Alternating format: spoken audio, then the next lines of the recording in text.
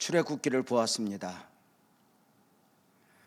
출애굽한 이스라엘 백성들이 3개월 만에 시내산 광야에 장막을 쳤습니다. 시내산 광야에 장막을 치고 약 1년 동안 머무는 동안 많은 일들이 있어지게 됩니다. 크게 3가지로 말씀을 드릴 수 있습니다. 먼저 십계명을 중심으로 한 율법을 시내산 언약으로 받는 것이고, 두 번째로는 성막을 건축하고 성막을 세워 성막의 규례 가운데 제사법을 완성하는 것입니다. 세 번째로는 레위기의 말씀을 받는 것입니다. 십계명을 중심으로 한 시내산 언약, 성막의 규례, 레위기의 말씀은 출애굽한 이스라엘 백성들을 가나안에 정착하게 하사 하나님께서 세우시고자 하시는 제사장 나라의 핵심 원리입니다. 제사장 나라는 하나님의 섭리 가운데 하나님이 세우고자 하시는 나라입니다. 제사장 나라를 세우시기 위하여 하나님은 먼저 아브라함을 이스라엘 민족의 조상, 믿음의 조상으로 세우셨습니다. 제사장 나라를 세우시기 위하여 하나님은 요셉을 애굽에 보내셨고, 야곱의 가족 70명을 애굽 고센 땅에 정착하게 하사 60만 이스라엘 민족이 되게 하셨습니다. 그 이스라엘 백성들을 출애굽하게 하신 가장 큰 목적은 약속의 땅 가나안에 정착하게 하심이니, 이스라엘 백성들을 약속의 땅 가나안에 정착하게 하심 또한 제사장 나라를 세우시기 위함이었습니다. 모세를 시내산에 오르게 하신 가운데 이스라엘 백성들에게 주셨던 말씀이 있습니다. 출애굽기 19장 6절 말씀이죠. 너희가 내게 대하여 제사장 나라가 되며 거룩한 백성이 되리라. 너는 이 말을 이스라엘 자손에게 전할지니라 입니다. 너희가 제사장 나라가 되며 거룩한 백성이 되리라. 이 말씀이 얼마나 대단한 말씀이고 얼마나 귀하고 복된 말씀인지 아시겠습니까? 제사장 나라는 세상의 왕들이 다스리는 나라, 세상의 방식으로 살아가는 나라와 다른 나라입니다. 세상의 나라는 사람이 왕인 나라, 사람의 만족을 추구하는 나라입니다. 그래 선진국과 후진국의 차이가 어디에 있습니까? 그 국민의 삶의 요구를 어느 정도 만족해 하느냐입니다. 그래 사람들이 좋아하는 세상에서 가장 좋은 나라는 요람에서 무덤까지 국민을 책임져 주는 나라입니다. 국민 한 생명이라도 희생시키지 않고 지켜주는 나라 말입니다. 요람에서 무덤까지입니다.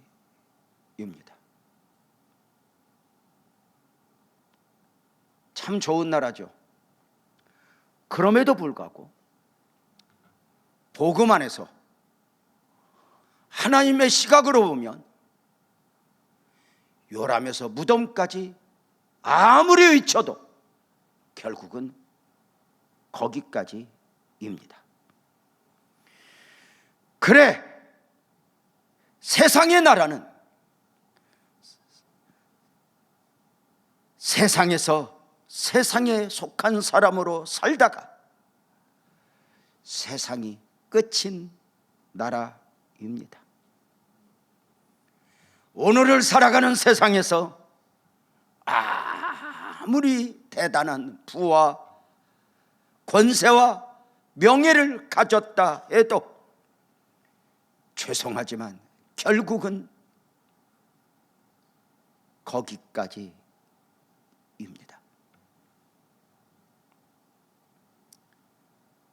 거기까지.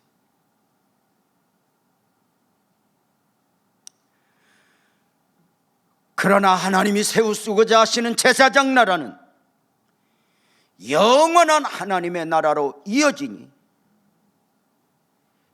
제사장 나라의 백성들은 영원하신 하나님 안에서 영혼을 품고 살아가는 사람들이 되는 것입니다. 땅에 살지만, 세상의 나라에 살지만 하늘의 시민권을 가지고 하늘의 소망을 두고 살아가는 사람들 말입니다.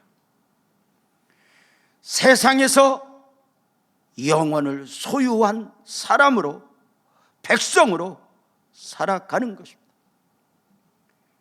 제사장 나라, 하나님 나라의 개념 안에서 가장 행복한 사람은 누구입니까? 요람에서 무덤까지 평안하게 살다가 죽는 사람이 아닙니다. 가장 행복한 사람은 그 다음 영원한 천국을 품고 삶을 살아가는 사람들입니다. 그래서 제사장 나라 백성들, 하나님 나라를 품고 살아가는 사람은 그 다음 천국을 품고 있기에 심지어 사람들이 가장 두려워하는 죽음마저도 복되다 여기니 요한계시록은 주 안에서 죽는 자가 복이 있도다 하신 것입니다. 제사장 나라, 하나님 나라의 백성들은 하나님을 예배하며 살아갑니다. 제사장 나라, 하나님 나라의 백성들은 하나님을 예배하며 섬기는 특권을 가진 사람으로 살아갑니다. 거룩하신 하나님은 우상들과 달리 아무에게나 예배를 받으시고 섬김을 받으시는 분이 아닙니다.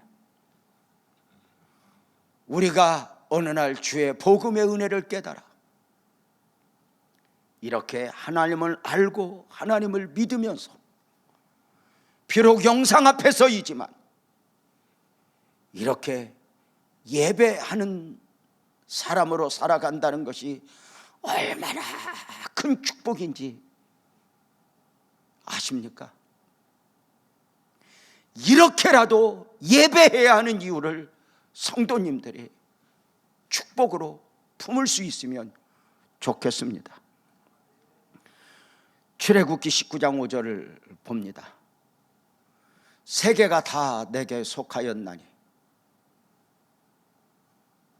하나님은 온 세계가 이미 다 내게 속하였다고 말씀하신 가운데 너희가 내 말을 잘 듣고 내 언약을 지키면 너희는 모든 민족 중에서 내 소유가 되겠고, 이렇게 말씀하셨습니다. 세계가 다 내게 속한 중에 이스라엘을 제사장 나라로 세워 제사장 나라의 백성으로 삼아 구별하시겠다는 것입니다. 그 이스라엘을 제사장 나라 거룩한 백성으로 삼으시기 위하여 하나님은 이스라엘 백성들을 출애굽하게 하셨고, 시내산 광야에서 시내산 언약을 주시고,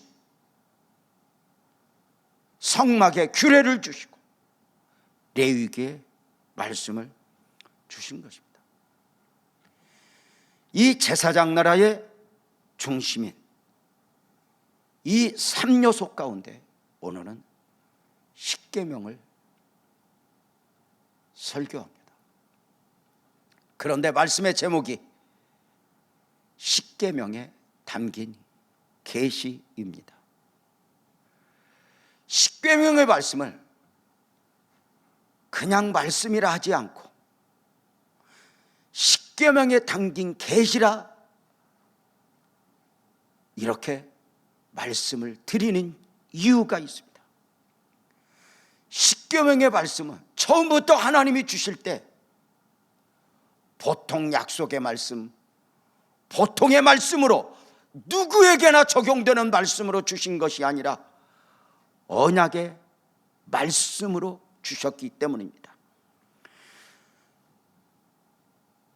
출애굽기 34장 27절 28절 보겠습니다.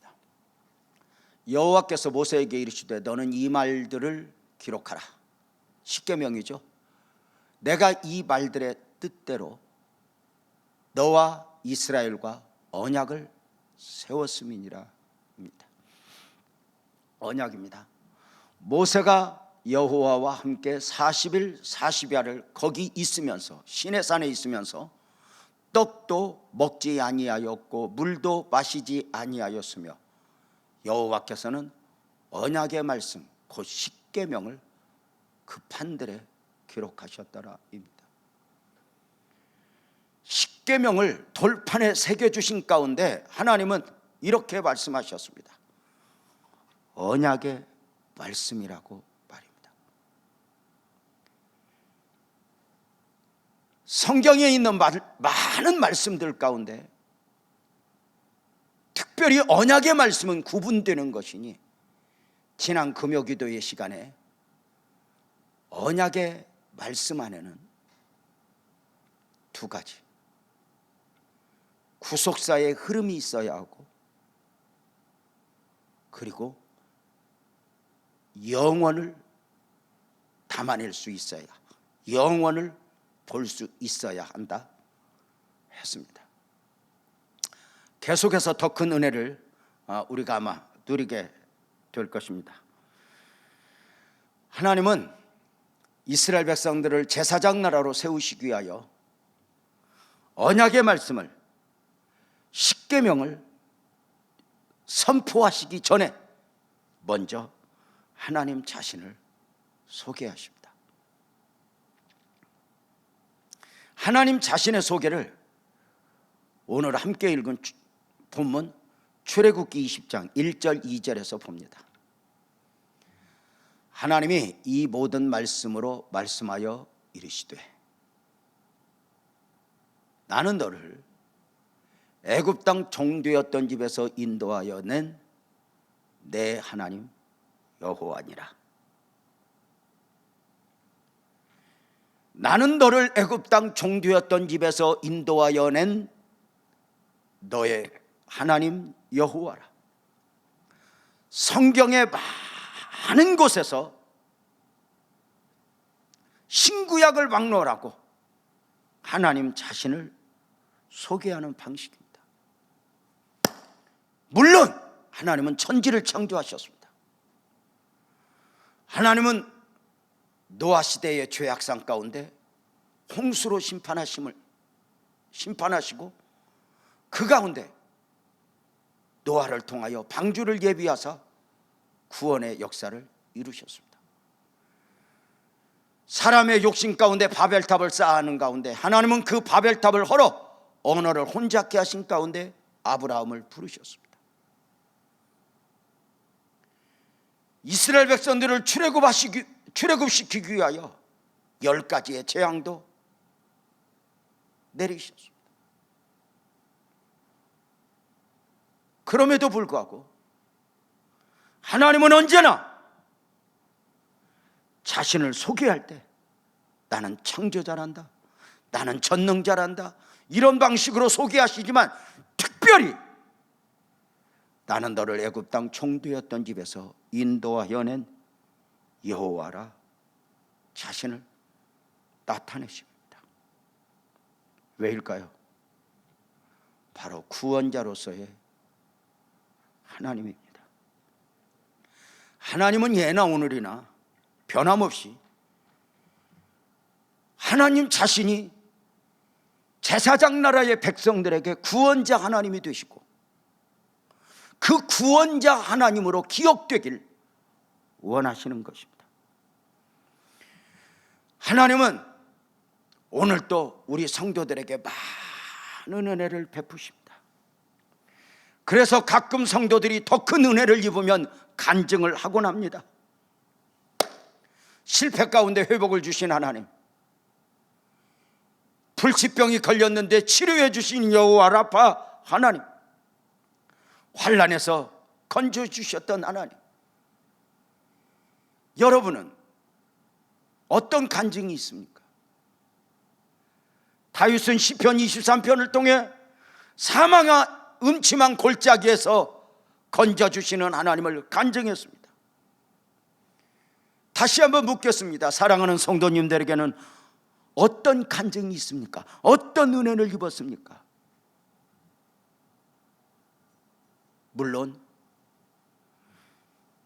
질병 가운데서 치료받은 간증 대단한 것입니다. 실패 가운데 회복의 은혜를 입은 간증 대단한 것입니다. 자녀들을 축복하신 하나님의 은혜 대단한 것입니다. 그럼에도 불구하고 사람의 필요를 채워주는 사람의 필요에 의해 은혜를 입은 은혜들은 언제나 거기까지이니 영원하지 않습니다.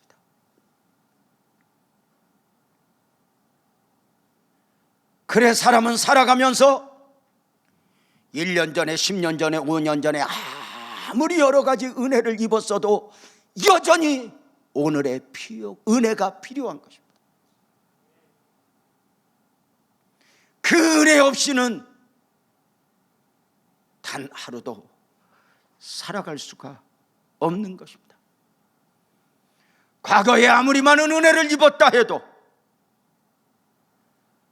언제나 오늘의 은혜, 새로운 은혜, 더 큰 은혜를 목말라 하며 살아가는 것이니 인생이 양파와 같기 때문입니다. 눈물을 흘리며 양파 껍질을 한꺼풀 벗겨보면 그 다음 또 있고 그 다음 또 있듯이 세상의 나라에서 살아갈 때는 거기까지라 명명되어진 이 세상의 나라에서는 하나 해결되면 그 다음의 은혜, 하나 해결되면 그 다음의 은혜가 늘 필요한 것입니다. 남보다 부자가 되었다 해서, 남보다 출세를 했다 해서, 남보다 건강하다 해서 오늘 나는 더 이상 은혜가 필요하지 않아. 그렇지 않습니다. 그러나 나는 애굽 땅 종되었던 집에서 너희를 인도하여 낸 여호와 구원자 하나님,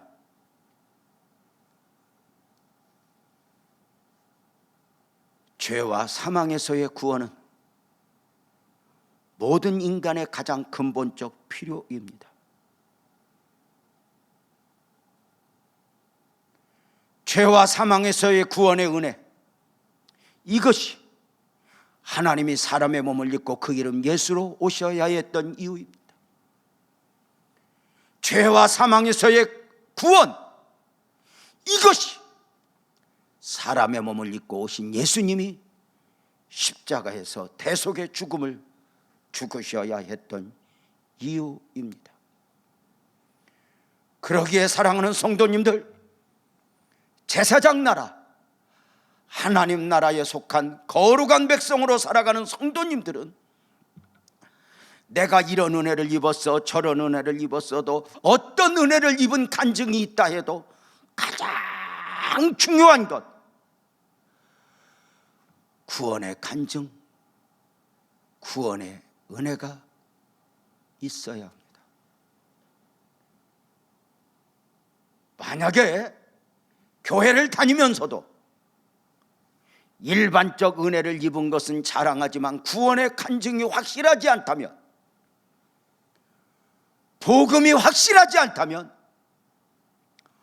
어쩌면 교회는 세상이 생각하는 것처럼 세상 종교와 별 다를 바가 없어지는 경우입니다. 최고의 은혜는 나의 복음, 나의 간증입니다. 나는 너를 애굽 땅 종되었던 집에서 인도하여 낸 너희 하나님 여호와라. 모든 세대를 넘어 하나님께서 오늘도 변함없이 출애굽의 하나님으로, 출애굽의 은혜를 베푸신 하나님으로 강조하시는 이유가 무엇입니까?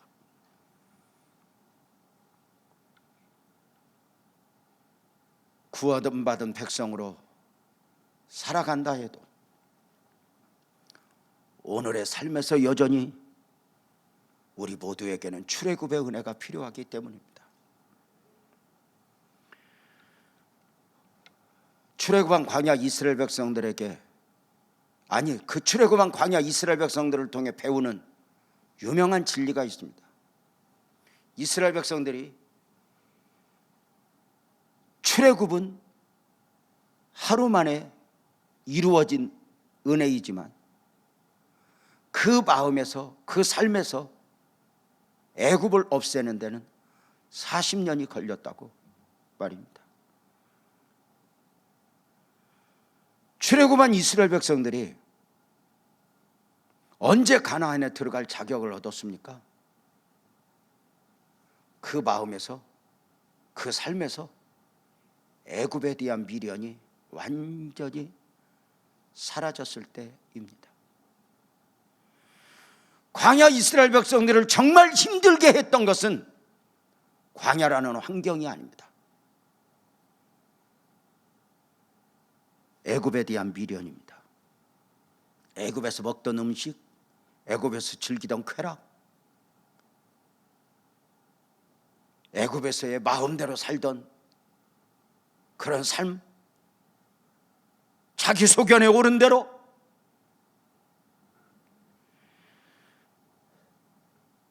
그래서 그 미련 때문에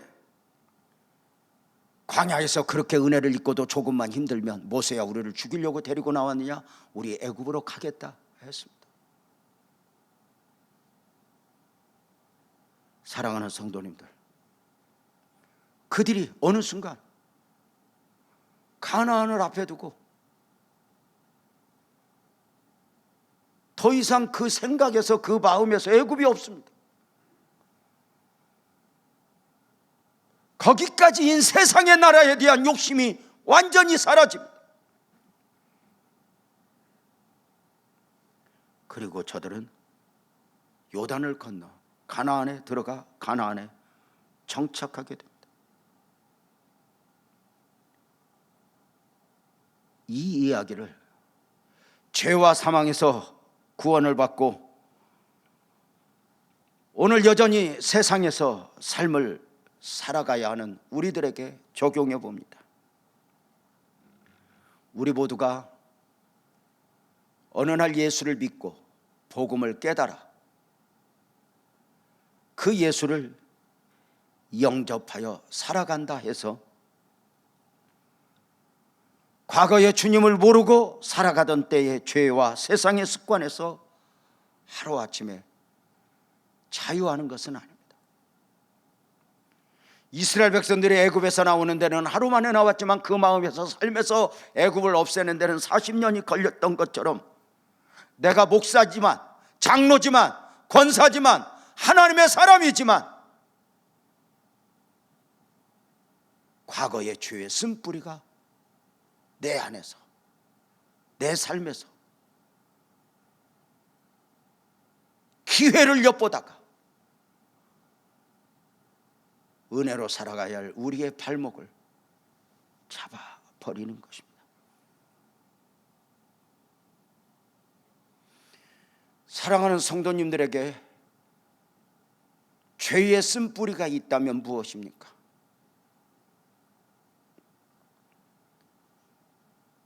나만 알고 있는 죄의 쓴뿌리, 그것을 하나님은 아십니다. 아내와 자식 앞에서는 혹 나를 포장해 보지만 내 스스로 앞에서 하나님 앞에서 포장할 수 없는 것 아니겠습니까?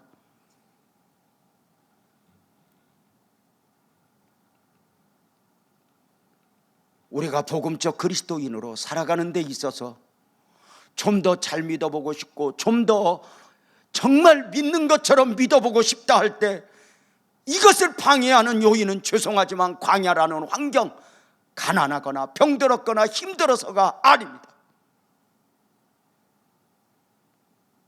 애굽에 대한 미련, 나만 알고 있는 죄의 쓴뿌리입니다.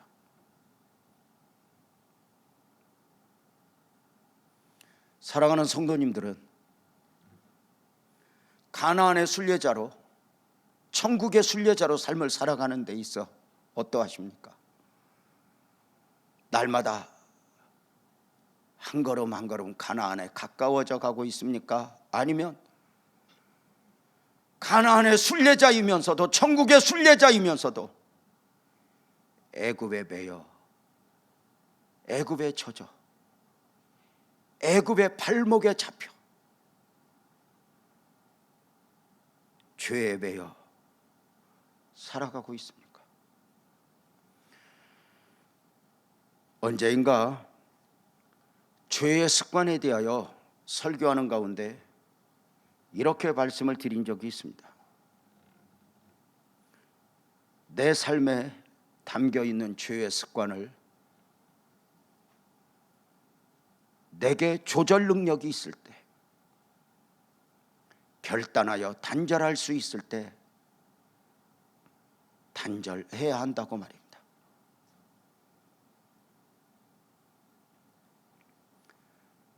그의 죄의 습관을 이겨내지 못하고 어둠 속에서 선을 넘어 즐기는 것 같지만 어느 순간에 그 죄는 그 한 사람의 삶을 삼켜버리게 될 것입니다. 그 죄 앞에서 더 이상 조절 능력을 상실한 가운데 결국은 그 죄가 우리의 삶을 지옥으로 만들어 버리는 경우 말입니다. 출애굽은 단 한 번으로 끝나는 것이 아닙니다. 날마다의 영적 싸움입니다. 구원을 받기 위해서가 아닙니다. 구원받은 백성으로서, 하나님 나라에 속한 백성으로서, 거룩한 나라, 제사장 나라의 백성으로서 삶을 살아내기 위한 처절한 영적 싸움입니다. 왜 그렇게 해야 합니까?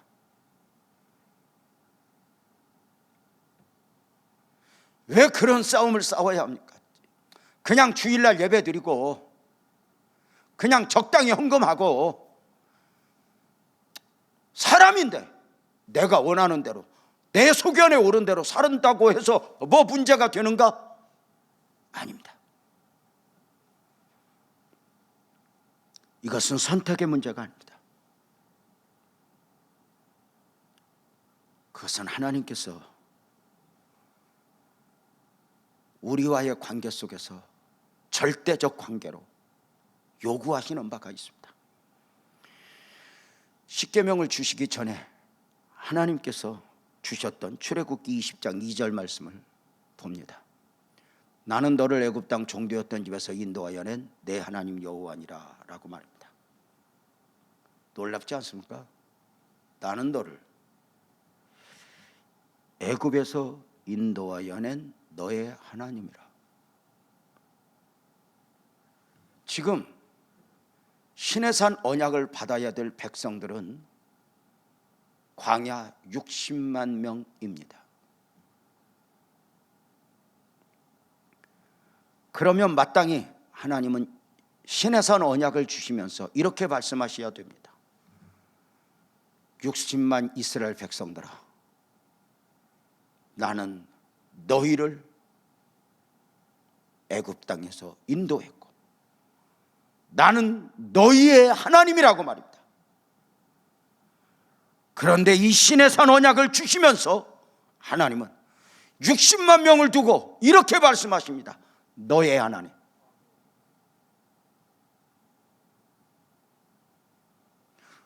모두에게 주시면서 너의 하나님이라고 말씀하십니다. 성경의 실수가 아니라면 너희가 아니라 너라고 강조하신 분명한 이유가 있지 않겠습니까? 무엇일까요? 구원의 은혜는 개인적인 것이기 때문입니다. 다른 말씀들은 모두에게 주시지만 언약의 말씀을 받는 것은 개인적인 것입니다. 만나와 배추라기,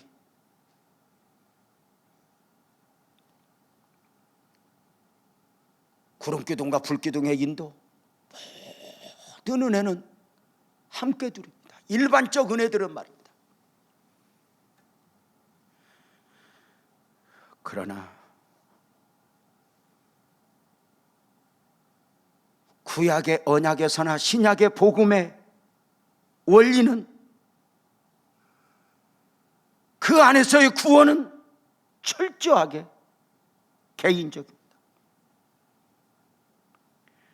지난 주일에 함께 읽고 노래했던 요한복음 3장 16절 말씀이 있습니다. 16절 17절 노래로도 함께 했었는데요, 다시 읽어보겠습니다. 하나님이 세상을 이처럼 사랑하사 독생자를 주시니 이는 그를 믿는 자마다 멸망하지 않고 영생을 얻게 하려 하심이라. 하나님이 그 아들을 세상에 보내신 것은 세상을 심판하려 하심이 아니로 그로 말미암아 세상이 구원을 받게 하려 하심이라. 잘 봅시다. 하나님이 세상을 사랑하사 독생자를 주셨다. 그리고 그 세상을 구원하시기 위하여, 세상을 구원하시기 위하여 아들을 보내셨다 합니다. 그리고 바로 이어서 18절 말씀 보겠습니다. 그러나 그 세상 중에 그를 믿는 자는 심판을 받지 아니하는 것이요, 믿지 아니하는 자는 하나님의 이름을, 독생자의 이름을 믿지 아니함으로 벌써 심판을 받은 것이니라. 세상을 사랑하사 모두에게 말씀을 주셨고 모두에게 아들을 보내셨고 모두에게 복음을 주셨지만 중요한 것은 그걸 받아들이는 것은 철저하게 개인입니다. 그래서 우리의 신앙에 있어서 누구의 하나님이 중요한 것이 아니라 나의 하나님, 나의 복음, 나의 구원이 있느냐, 이것이 중요한 것입니다. 아브라함의 하나님, 유재명 목사님이 말하는 하나님이 아니라 내 하나님, 내 하나님의 은혜가 있는가?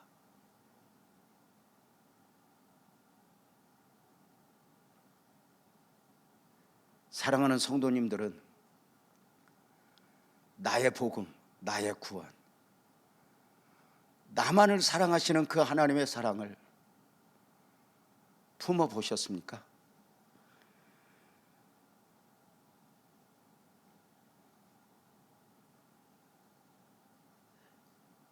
찬송가 563장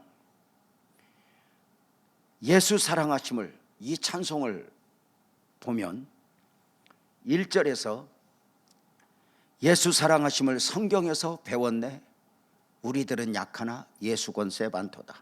2절 보겠습니다. 나를 사랑하시고 나의 죄를 다 씻어 하늘 문을 여시고 들어가게 하시네입니다.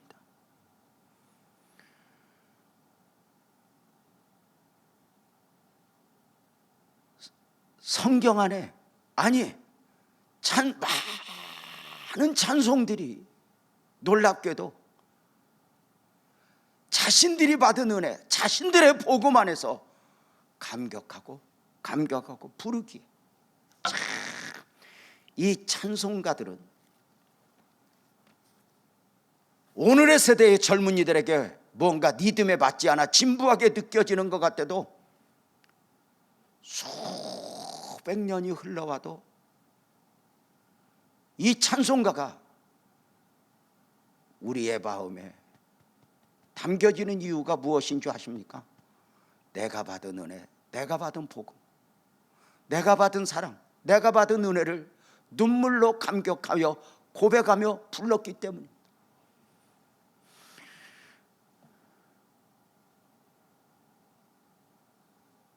나를 사랑하시고 나를 축복하신 하나님, 나를 구원하신 하나님, 신의 산 언약의 중심인 십계명에 담긴 특징들에서도 이 구원에 있어 개인 구원의 원리를 볼 수 있습니다.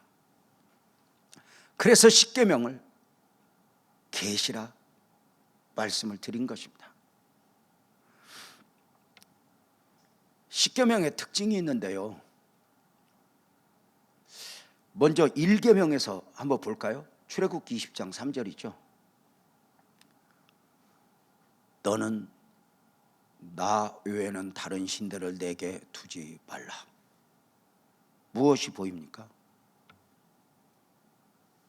60만 이스라엘 백성들에게 이 십계명 말씀, 율법을 주실 때에 이렇게 말씀하십니다. 너는 나 외에, 너희가 아닙니다.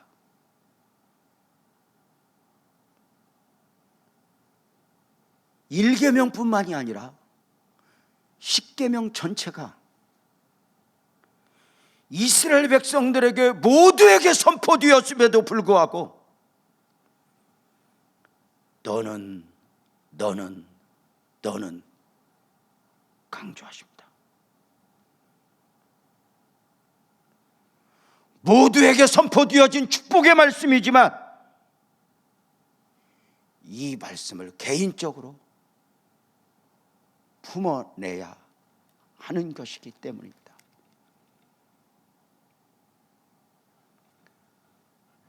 구약에서의 언약, 신약에서의 복음, 철저하게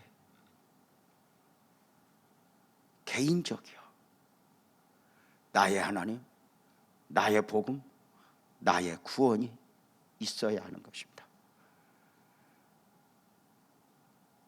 사랑하는 성도님들, 아브라함이 말하는 하나님 말고, 유재명 목사가 말하는 하나님 말고, 여러분의 하나님, 여러분의 구원, 여러분의 복음이 확실합니까? 여기에 아멘 할 수 있습니까? 이것은 축복입니다. 은혜에 있어서도 우리가 얼마나 날마다의 은혜를 사모해야 합니까? 구원받은 백성들에게 양식인데요, 그 은혜를 우리가 얼마나 사모해야 합니까? 그런데 어느 순간 자신의 가슴 속에, 자신의 삶 속에 은혜가 메마른 가운데 교회 공동체 안에서 누가 은혜 받았대 하면 좋아하고,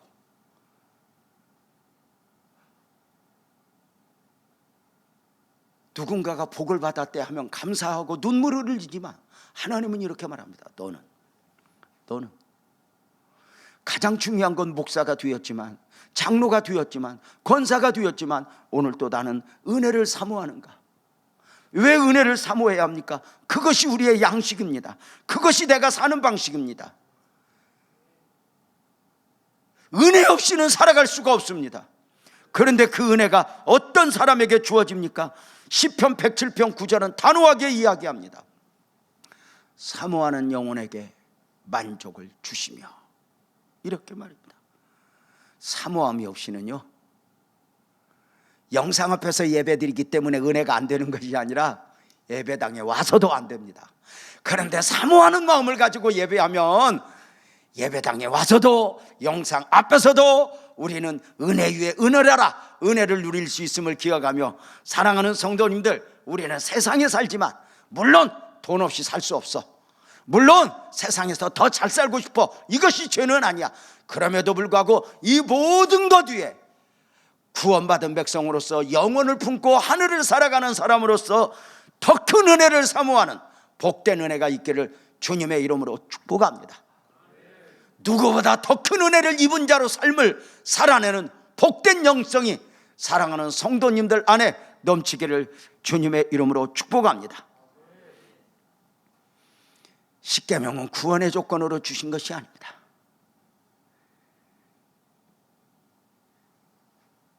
하나님은 십계명을 주실 때, 율법을 주실 때 이미 저들을 잘 하셨습니다. 교동문 가운데 하나님이 우리의 체질을 아신다 하시지 않았습니까?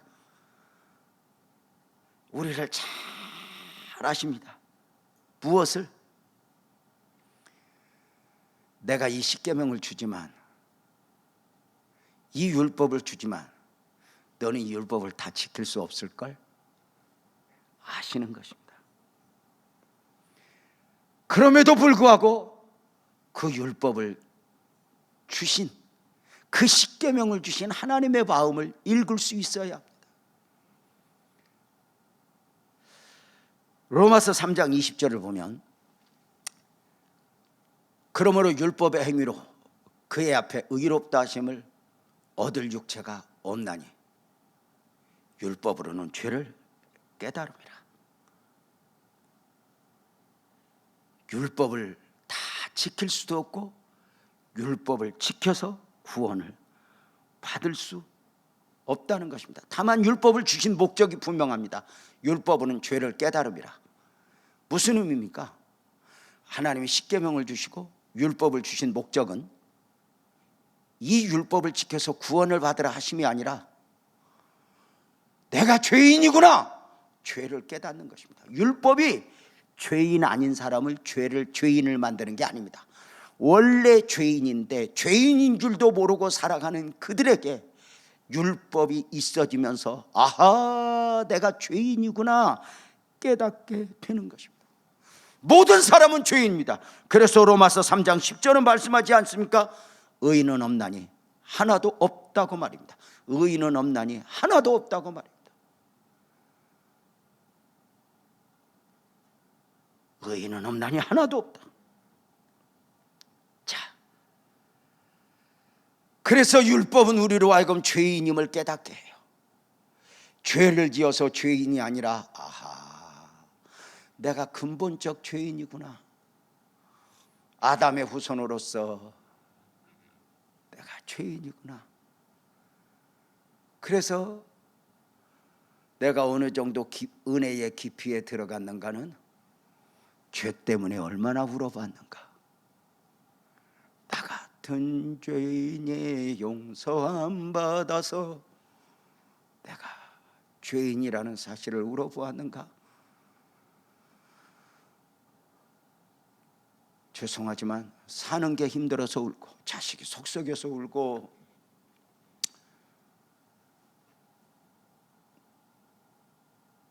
몸이 아파 울고, 많은 거 울지만 그 울음을 하나님을 향해야 되는 이유가 무엇인지 아십니까? 그 아픔들을 안고 하나님 앞에서 울다 보면 어느 날 죄가 보여요.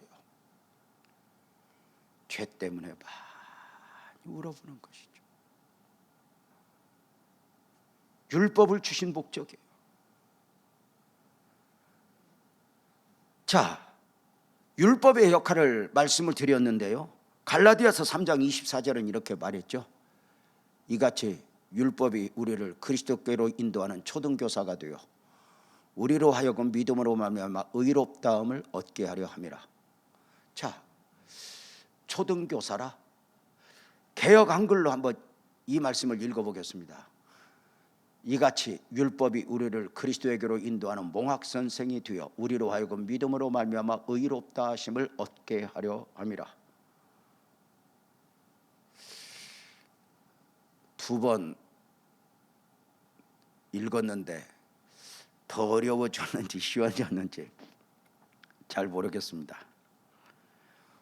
초등교사로 번역된 몽학 선생은 진짜 교사가 아니라 학생을 진짜 교사에게 인도하는 안내자로서의 교사를 말합니다.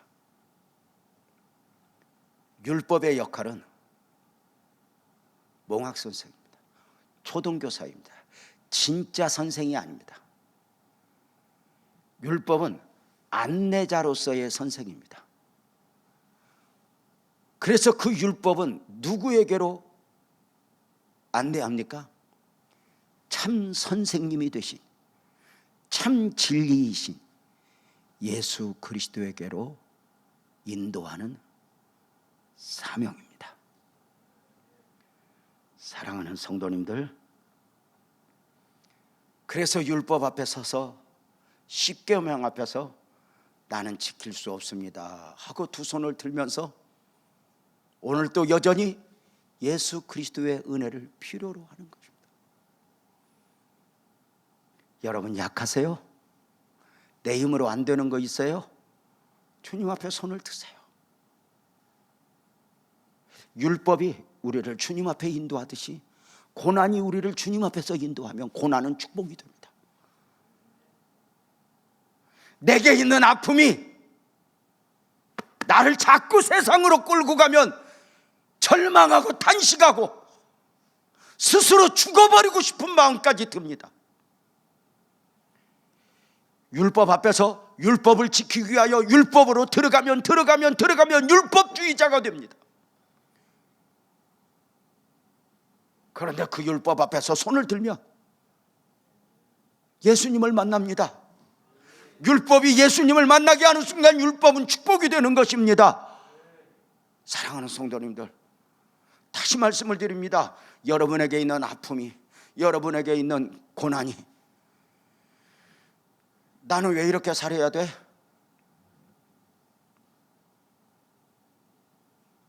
왜 나는 이렇게 처절하게 살아야 돼?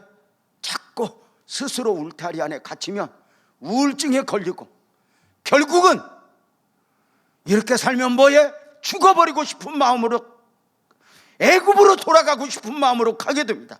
그러나 그 고난이, 그 아픔이, 그 눈물이 세상이 누가 뭐라 그래도 주님에게 가면, 주님을 만나면, 주님의 은혜를 입으면 그 고난이 복이 될 줄로 믿습니다. 십계명은 축복으로 주신 것입니다. 그런데 왜 사람들은 그것을 무겁게 여기는 것입니까? 사랑하는 성도님들, 십계명은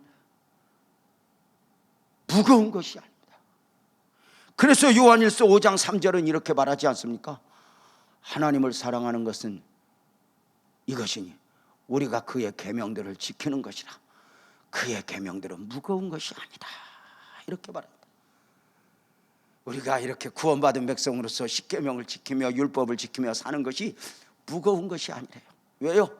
내가 지킬 수 없는 것은 주님이 축복하시고 주님이 만져주시니 말입니다. 내가 넘어지면 고난 앞에서만 넘어질 때 주님이 나를 일으켜 주시는 것이 아니라 율법의 한계 앞에서 내가 넘어지면 주님이 나를 또 십자가 손으로 잡아주시는 것입니다. 일으켜 주시는 것입니다. 그런데 왜 이렇게 주님이 주신 축복의 말씀을 사람들은 무겁게 여길까요? 명령으로 받기 때문입니다. 그러나 은혜와 사랑으로 받으면 이것은 명령이 아니라, 짐이 아니라, 무거운 것이 아니라 축복이 되는 것 아닙니까? 사랑하는 성도님들 어떠세요? 부모가 자식을 사랑하죠. 사랑으로 자식을 품어내니 자식이 짐이지만 짐이 아닌 것입니다. 복인 것입니다.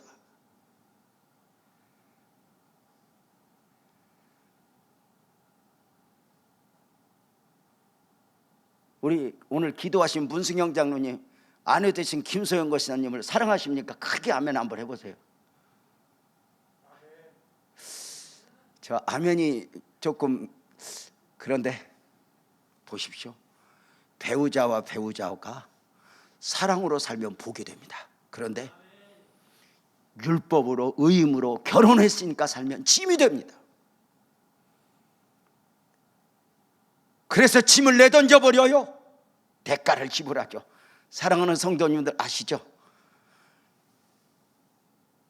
가족이라는 울타리가, 자식이라는 울타리가, 배우자라는 울타리 안에서 살아야 하는 것이 불편하기는 해요. 그래서 울타리 밖에서의 삶을 즐기기 아니돼요. 울타리가 불편하기는 하지만 그 울타리 안이 얼마나 사랑으로 살면 축복이 돼요. 율법이라는 울타리, 십계명이라는 울타리가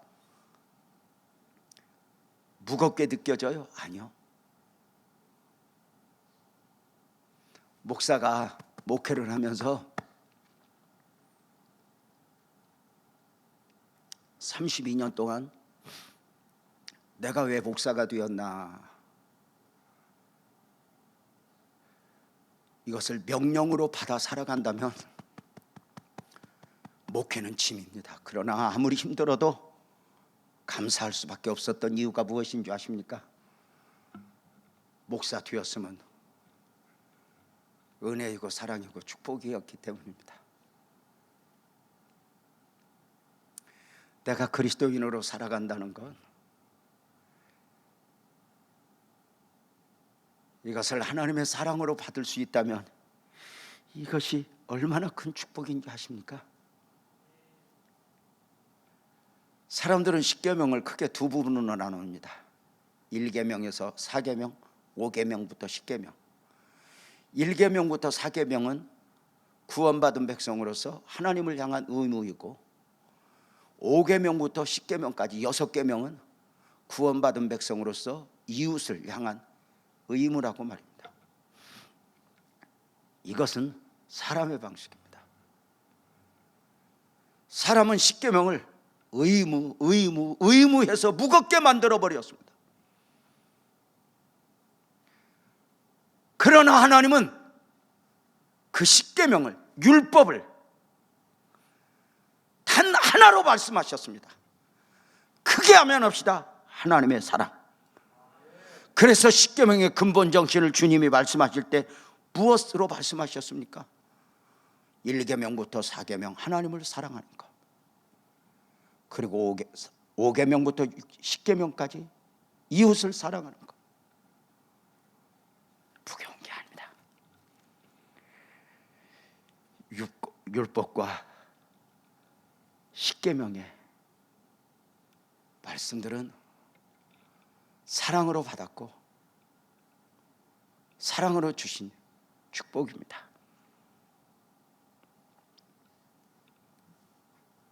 내가 지킬 수 없는 것까지 무겁게 여길 필요 없습니다. 우리 주님은 친히 율법을 완전케 하러 오셨다고 마태복음 5장 17절에 말씀해 주셨고, 결국은 십자가 위에서 다 이루었단다 제명아, 다 이루었단다 승영아, 다 이루었단다 빛나교회 성도들아. 사는 게 힘들어도 어려워도 그 아픔에 베이지 말고 내가 너를 사랑한다, 내가 너를 축복한다, 나를 향한 하나님의 말씀을 담고 살아가지 않겠습니까? 부모가 자식에게 이야기할 때 부모의 말씀을 자식이 잔소리로 받는 순간 짐이 됩니다. 그러나 부모의 말씀을 자식이 사랑으로 받을 수 있다면 그 자식은 축복이 됩니다.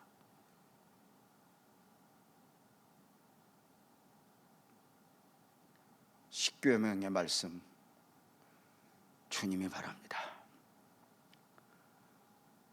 사랑이다.